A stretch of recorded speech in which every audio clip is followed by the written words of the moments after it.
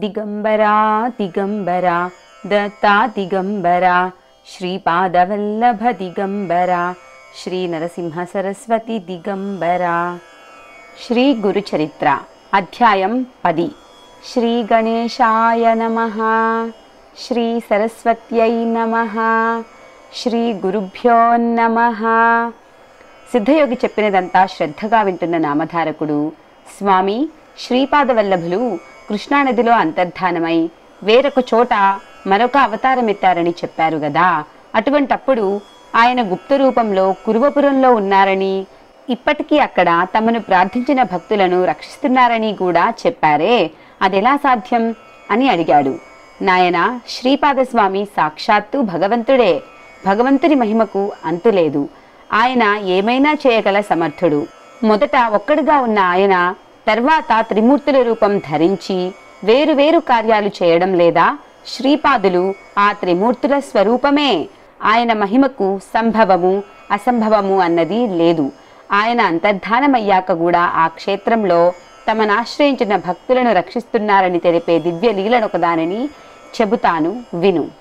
కాశ్యప గోత్రీకుడైన వల్లభేషుడనే బ్రాహ్మణుడు వాణిజ్యం చేసుకుని జీవిస్తుండేవాడు. అతని కుటుంబం చాలా పెద్దది.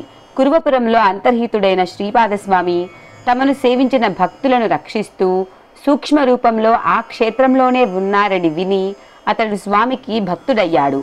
అతడు ప్రతి సంవత్సరము నియమంగా ఒక్కసారైనా కురువపురం దర్శించి స్వామిని సేవిస్తుండేవాడు. ఒకనాడతడు స్వామిని స్మరించి తనకు వ్యాపారంలో మంచి లాభం వస్తే స్వామి దర్శనానికి కురువపురం వెళ్ళి అక్కడ ఆయన ప్రీతి కొరకు 1000 మంది బ్రాహ్మణులకు సంతర్పణ చేస్తానని మొక్కుకున్నాడు. అప్పటి నుండి అతడు స్వామిని స్మరించి ఏ పట్టణానికి వెళ్ళినా అక్కడ స్వామి దయ వలన అతడు ఆశించిన కంటే ఎన్నో రెట్లెక్కువగా లాభం రాసాగింది. అందువల్ల అతని భక్తి విశ్వాసాలు మరింత దృఢమయ్యాయి. అతడు తనకొచ్చిన లాభానికి ఎంతో సంతోషించి తన మొక్కు చెల్లించడానికి కావలసినంత డబ్బు మూటకట్టుకుని కురువపురానికి బయలుదేరాడు. 4 దొంగలు అతని వద్ద ఎంతో డబ్బున్నదని పసిగట్టి యాత్రికుల వేషాలు ధరించి అతనికి తోడైనారు.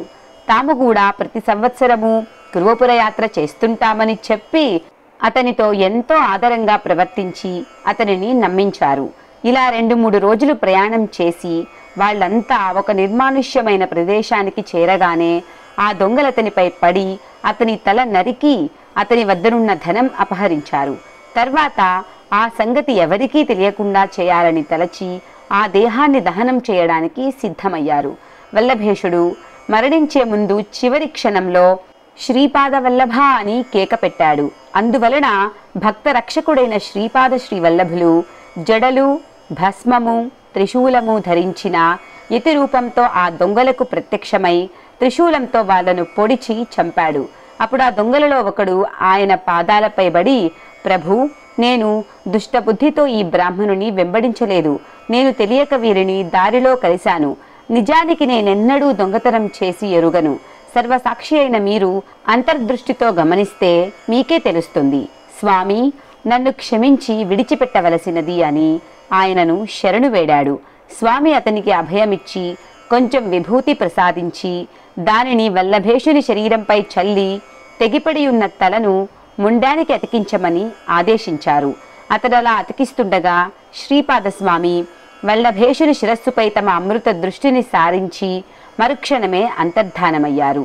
వల్లభేషుడు తిరిగి బ్రతికాడు. అతనికి పూర్తి స్పృహ వచ్చేసరికి సూర్యోదయం అయింది. అతని ప్రక్కన ఒక వ్యక్తి మాత్రమే ఉన్నాడు. వల్లభేషునికి అంతకు ముందు జరిగినది ఏమీ గుర్తులేదు. అందువలన అక్కడ చచ్చిపడి ఉన్న దొంగలను చూచి ఆశ్చర్యపడి, వీళ్ళందరూ ఎలా మరణించారు? నీవొక్కడివే ఎలా బ్రతికి వచ్చావు?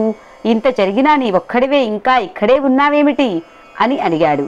అప్పుడు అతడు, అయ్యా, ఇప్పుడొక అద్భుతమైన దైవలీల జరిగినది. మనననుసరించి వచ్చిన వారు దొంగలే కాని యాత్రికులు గారు. వారు నిన్ను చంపి నీ ధనం అపహరించారు. ఇంతలో ఒక తపస్వి వచ్చి ఈ దొంగలను చంపి నిన్ను బ్రతికించారు. నీకు నన్ను కాపలాగా ఉంచి ఆయన అంతర్ధానమయ్యారు. ఆ మునీశ్వరుడెవరో గాని సాక్షాత్తు పరమశివునిలా ఉన్నారు అని చెప్పాడు. ఆ మునీశ్వరుడు సాక్షాత్తు శ్రీపాద శ్రీవల్లభులేనని తెలుసుకొని భగవంతుడైన ఆయన దర్శనం తనకు లభించినందుకు వల్లభేషుడెంతో పరితపించాడు. అతడు వెంటనే అమితోత్సాహంతో ఆ ధనం తీసుకుని గురువపురం చేరాడు. అక్కడ శ్రీపాదుని పాదుకలను సకలోపచారాలతో పూజించి ముందు తాననుకున్నట్లు 1000 మందికి గాక 4000 మంది బ్రాహ్మణులకు తృప్తిగా భోజనం పెట్టి దక్షిణ తాంబూలాలతో వారందరినీ సత్కరించి సంతోషపెట్టాడు. ఈ విధంగా శ్రీపాదస్వామి కురువపురంలో అదృశ్యంగా ఉంటూ ఇలాంటి లీలలెన్నో చేశారు. నేటికి సజ్జనులకు అక్కడ ఆయన దర్శనమిస్తారు. అయినప్పటికీ ఆయన శ్రీ నృసింహ సరస్వతి అనే యతిగా వేరొక చోట అవతారమెత్తి లోకోద్ధరణ చేశారు. భక్తులెక్కడున్నప్పటికీ శ్రీపాదస్మరణ చేస్తే చాలు, వారికి స్వామి అభీష్టాలనిచ్చి రక్షిస్తాడు. అట్టి స్మరణకనుగుణమైన నామం తరతరాలుగా ఇలా ఉన్నది అన్నారు సిద్ధముని. దిగంబరా దిగంబరా శ్రీపాదవల్లభ దిగంబరా దిగంబరా దిగంబరా అవధూత చింతన దిగంబరా. శ్రీ దత్తాయ గురవే నమః. శ్రీ శ్రీపాద శ్రీవల్లభాయ నమః. శ్రీ నృసింహ సరస్వత్యై నమః.